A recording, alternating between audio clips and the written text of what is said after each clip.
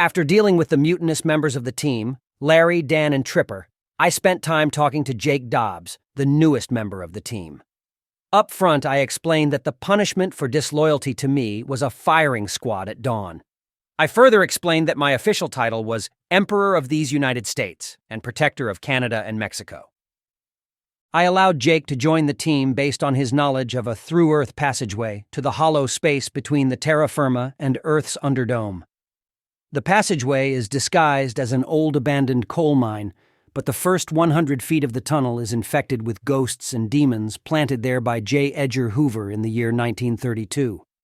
Over the years, the tunnel complex was also used as a safe house for people like Elvis Presley, Michael Jackson, Amelia Earhart, and Jimmy Hoffa. But I couldn't exactly remember why Jimmy Hoffa was famous. Finally, he told me that he hadn't been to the mine personally, but that his great-grandfather had told him about it when he was about 6 years old. Of course, I was impressed by Jake's rock-solid information about the through-Earth passageway. I was particularly impressed by his comprehensive, factual, and logical presentation. Here was a man basing his life on facts, I thought to myself. A man equipped to be an asset to the team, instead of being a drag on the team like Larry. I finally poked my head out of the broken ice machine door and told Jake to report back here to the motel the next morning at 8 o'clock sharp for a team meeting. Earlier, I had directed Larry to book me into another ground-floor room, and further directed him to knock on the ice machine door when this task was completed. He was directed to use my full natural-born name and title of Emperor of these United States when checking me in. I was nervous about Larry getting it all right, but I also told him to casually mention that Memphis Applegate would be alone and unarmed all night. I was setting a trap for the NASA assault forces seeking to neutralize me. "Memphis," whispered Larry, as he cracked open the lid on the ice machine and dropped in the keys to room 106. "I have you in room 106. "I told you to knock on the ice machine door," I replied to Larry. "I didn't tell you to crack it open. Now go back to your room and make sure everyone is mustered behind the motel's trash dumpster tomorrow at 0800 sharp." I gave Larry time to leave and then put my plan into action. I leaped out of the ice machine, and covering my head with a plastic trash can lid I found in the breezeway, I made a dash for the thorny field next to the parking lot. Then diving headfirst, I dove into a bomb crater filled with water and smashed my ribs into a black culvert pipe, which was no doubt placed there as a booby trap by the enemy. I was injured, but sacrifices must be made. I kept the trash can lid over my head and waited for incoming rounds, and when they didn't come, I knew that phase 1 of my plan was successful. From the bomb crater, I crawled over to a large oak tree just behind the trash dumpster, and climbing first onto the dumpster, I climbed up to the lower branches. The tree, with its large branches and tall height, would provide a perfect observation point overlooking the Motel 6 parking lot. In an emergency, I could leap out of the tree and into the open trash dumpster. I hadn't slept or eaten in 2 days, but sacrifices must be made. After dark, I climbed up the oak tree until the branches began to bend over from my weight. I had a clear view of Motel 6, the entrance, the lobby, and the door to room 106. Any assassin squad sent by the New World Order would be instantly identified, and then attacking from the second-level breezeway, I would unexpectedly leap down on them, taking them all prisoner. It didn't take long for the attacks to begin. About an hour later, a lone assassin, disguised as a Domino Pizza delivery driver, attempted to smash down the door to room 106. When he was unsuccessful, he carried his bomb, disguised as a pizza box, to the motel lobby. I instantly leaped out of the tree, landing in the open dumpster. Climbing out, I climbed to the second floor of the motel, and hiding just over room 106, I waited for him to return. The assassin returned in a couple of minutes, and he again attempted to break down my door. Seeing my chance, I leaped down from the upper level and wrapped a black plastic bag I retrieved from the dumpster around his head and neck. "You are now a prisoner of the Emperor of these United States," I screamed as he began to struggle. The assassin was highly trained in military tactics and martial arts, and with one aggressive special warfare move, he threw me to the side and sprayed me with mustard gas from a small container he kept in his pocket. He then threw the pizza bomb at me and retreated from the battlefield. "Are you some kind of nut?" the assassin shouted as he got back into his car. I was temporarily blinded by the mustard gas, but luckily the pizza bomb was a dud. As soon as I could see my way, I regrouped back at my oak tree observation post, from which I could see Larry wandering aimlessly around the parking lot, occasionally knocking on the door to room 106.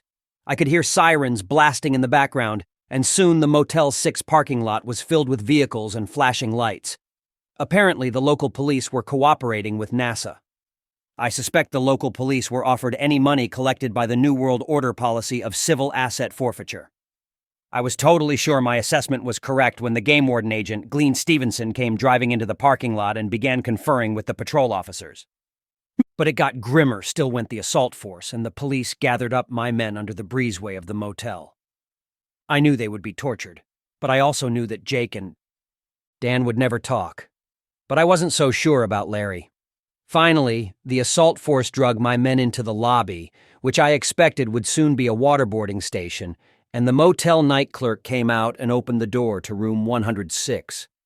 The police and the game warden walked into room 106 behind the clerk, but came out only a few minutes later. My plan was totally successful. I had once again thwarted the best efforts of the New World Order and NASA. The police and the NASA agents slowly left the parking lot one by one, and I was relieved to see Larry, Dan, Tripper, and Jake walking back toward Larry's room. I figure they must have been gassed with laughing gas, used to extract the truth from prisoners, as it seemed they were in high spirits and laughing.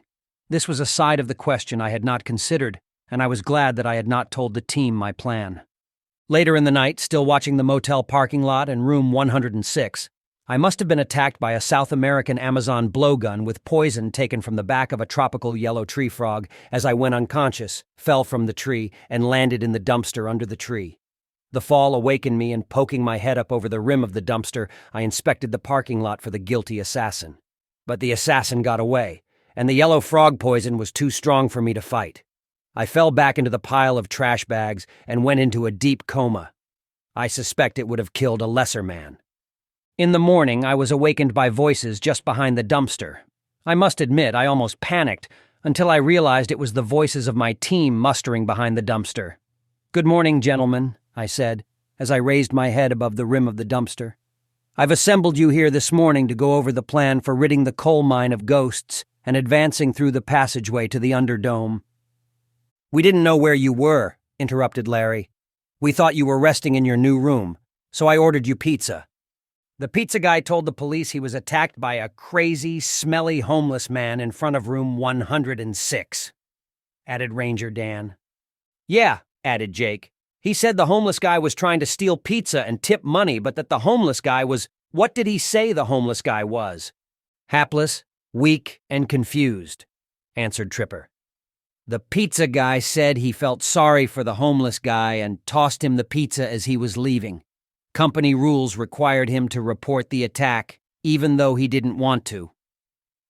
"You guys have a lot to learn," I replied, without telling them what really happened.